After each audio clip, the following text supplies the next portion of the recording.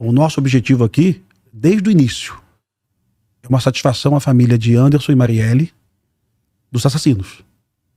E caso encerrado, certamente não está. Você pode fazer parte do grupo que diz assim, tem caroço de Angu. Com certeza tem. E olha, o Glauber, eu vou te contar uma coisa aqui, eu acho que eu já contei para algumas pessoas. O Rivaldo não confiava na equipe dele toda não, cara. O Rivaldo chegou lá, afastou, se eu não me engano, 9 ou 8 policiais que ele achava que tinha envolvimento, uma coisa assim. Ele afastou policiais que ele desconfiava. Ele pegou uns inquéritos sensíveis e colocou numa sala isolada. Só 4 policiais poderiam ter acesso. Ainda assim, vazaram informações de inquéritos sensíveis. É esse ambiente, irmão. É o ambiente do Rio de Janeiro. É o ambiente de Brasil hoje. É um ambiente assim. E aí, uma notícia, 5 casos não foram concluídos. Repito a você, foi muito mais que isso. Eu acho que são 19 inquéritos que estavam sem solução, se não me engano, em tantos anos aí. Agora, todos eles, cara, tinham uma complexidade. Teve uma morte aí, quem tá nos vendo, vocês vão lembrar, se buscarem no Google, que o assassino alugou um quarto no hotel do lado do quarto da vítima. Você lembra disso, Glauber? Pegou uma AK-47 e metralhou a parede de drywall na altura da cama do quarto do lado. Ou seja, o bandido já sabia que o contraventor ia ficar alojado naquele hotel, sabia a posição da cama e já tinha marcado na parede o local que ele efetuou o tiro. Amigo, isso é de uma complexidade, isso é de uma sofisticação no planejamento, sabe? O cara já sabia que a madeira, que a parede não ia suportar o impacto do projétil, sabe? Não tem homicídio assim em lugar nenhum do mundo, não. E o disparo foi de onde? Foi do quarto do lado. Pô, e como é que ninguém viu? Não tem vídeo, não tem porra? Tem tudo isso, irmão. E não chegou no... Não. No desvendou porque... Tem tudo isso. Porque ele vai de Toca Ninja, porque ele usou uma carteira falsa de identidade, porque ele checou as câmeras antes, porque ele subornou alguém para pagar a câmera, e assim vai. Como é que você vai prender? Um policial me contou a história da prisão do policial Belo do 5º Batalhão que matou o Fernando Inácio, tá preso, foi expulso. Um policial falou assim, Pimentel, investigamos pra cacete. Chegamos ao extremo da investigação. Usamos protocolos de investigação maravilhosos, né? Mas ainda assim, Pimentel, no final tivemos um golpe de sorte. O porteiro do prédio disse que viu o carro entrando, viu?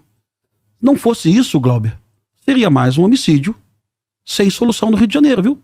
Estaria ali, em vez de 5, estaria ali 6 casos sem solução, sabe? Porque, cara, com tudo isso, o Glauber, no final das contas, eu preciso do informante me dizendo, eu preciso da pessoa que viu, eu preciso do cara corajoso, eu preciso de uma série de coisas, cara, pra que tudo dê certo. E uma mágoa que eu tenho, efetivamente, é que eu te falo, é a testemunha que bagunçou a investigação no primeiro ano e meio, ter sido levada a DH por 4 delegados da Polícia Federal. Inclusive um delegado muito bom, viu? Um dos delegados era muito bom. Que foi realmente, sabe? Essas mágoas eu tenho, porque o grande público não sabe disso. Não, inclusive... Tu sabia disso, né? Inclusive você já tinha me falado isso em outro momento. Não, mas tu sabia você já tinha lido sobre isso também, né? Inclusive, cara, você falou comigo, nós fizemos um corte com a chamada assim, o Rodrigo Pimentel tá questionando a Polícia Federal, uma interrogação. Eu vi o corte. Por quê? Porque essa mágoa sua, e também uma mágoa de como a imagem da Polícia Civil fica, né? Como se a Polícia Civil não tivesse entregado o resultado no caso Marielle e Anderson. Sim. Né? Só que... Cláudio, cita pro teu público o que a Polícia Civil fez, por gentileza. O que, cara? O que a Polícia Civil fez no inquérito? Qual parte? Polícia Civil identificou, primeiro, antes de todo mundo, prendeu o Elcio Queiroz. O Elcio Queiroz já tinha sido preso. Perfeito? Lá atrás, o Elcio Queiroz já tinha sido preso. A Polícia Civil, então, prendeu o Elcio Queiroz pela primeira vez, depois ele foi solto. A Polícia Civil prendeu o Lessa. A Polícia Civil prendeu a esposa do Lessa. A Polícia Civil prendeu o Maxwell.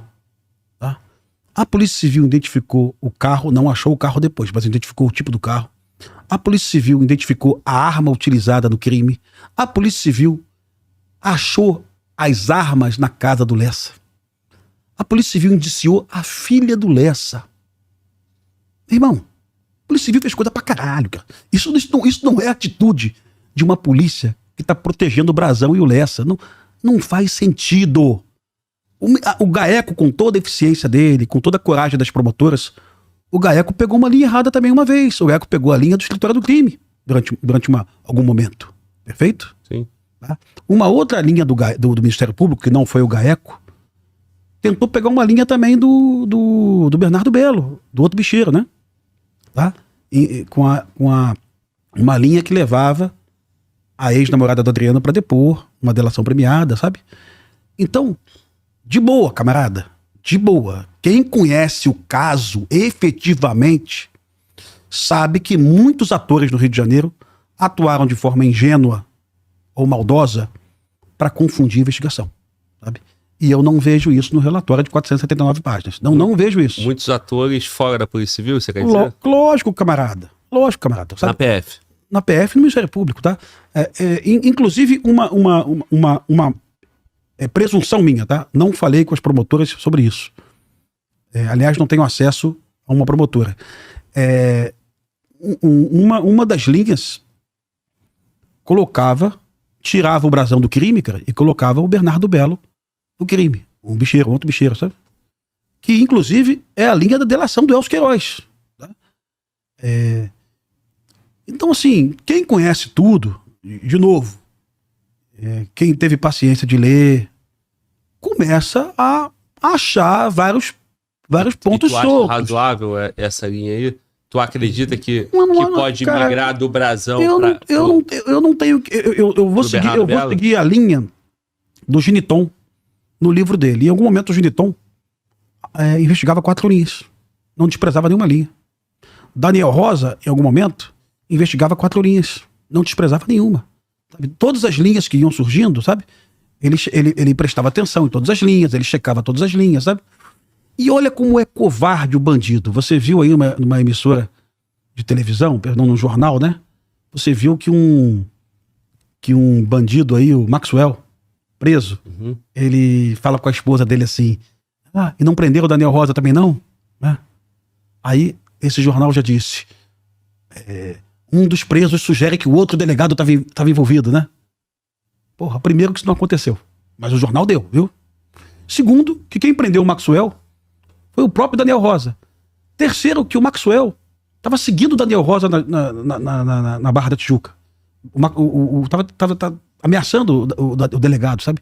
E estava nos autos isso. Ou seja, o bandido que o delegado prendeu, que estava ameaçando ele, a partir de agora, para a imprensa virou testemunha de acusação contra o delegado. Delegado esse, repito, que foi o delegado que prendeu o Maxwell, que indiciou a esposa do Lessa, sabe? Então, assim, de boa, eu fiz um vídeo há 7 meses, sem conhecer o Giniton, sem conhecer o Marquinhos, que é o investigador-chefe da DH, sem conhecê-los, eu dizendo o que a Polícia Civil do Rio de Janeiro fez no caso Anderson Marielle. A Polícia Civil, Glauber, só não conseguiu a delação do Lessa, que é natural. Porque o processo de delação, você depende de mais tempo, fragilizar o delator psicologicamente, né? Com o resto, foi tudo a Polícia Civil que fez. E peço gentilmente que os 9.000 colegas que estão nos vendo assistam a brilhante entrevista da Vera Araújo, que também fez um livro sobre a morte de Anderson Marielle.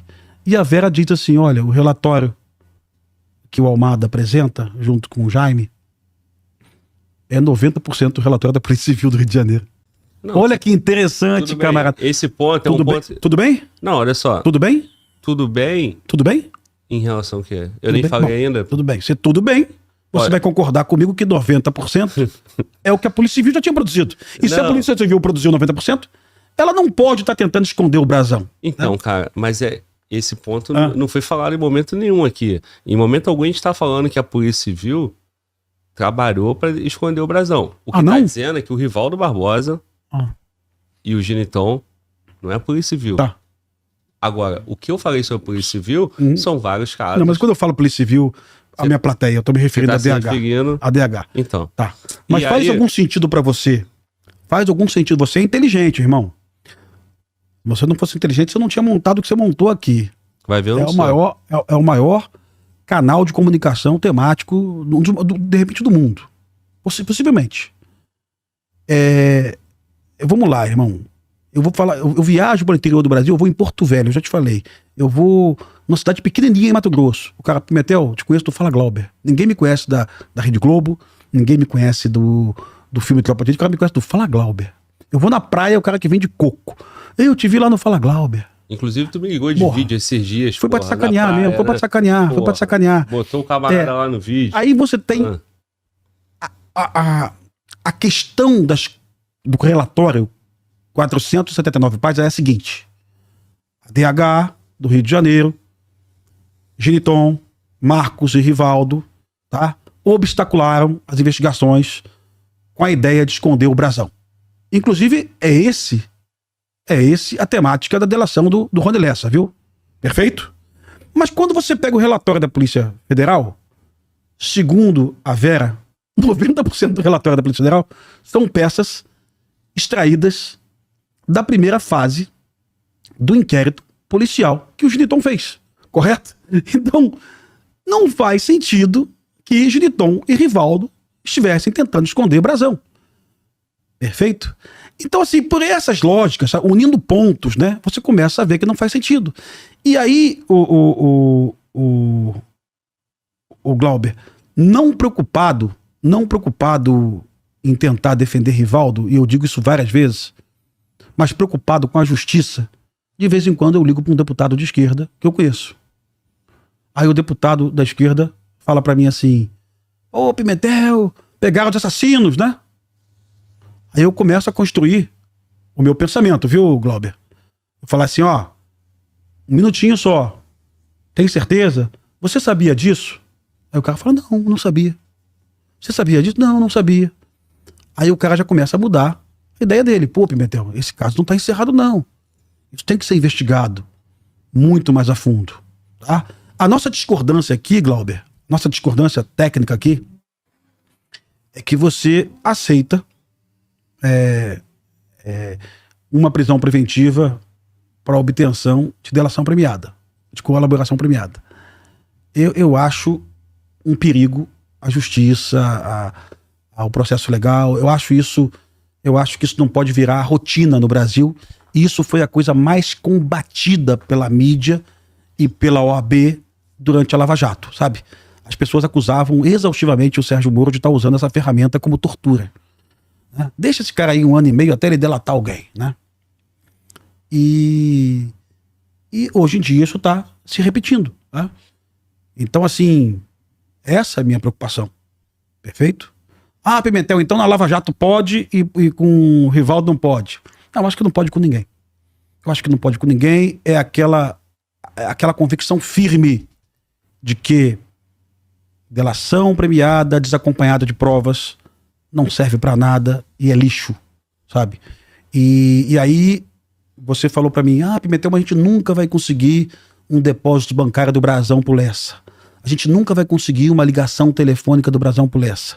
A gente nunca vai conseguir porque esses caras, eles têm 5, 6 celulares. Um só pra falar com aquela comunicação, outro só pra falar com aquela outra parada. Eles são assim, né? Eles usam 3 chips, um chip só pra rede social. E eles têm um monte de mensageiros. Né? E eles têm...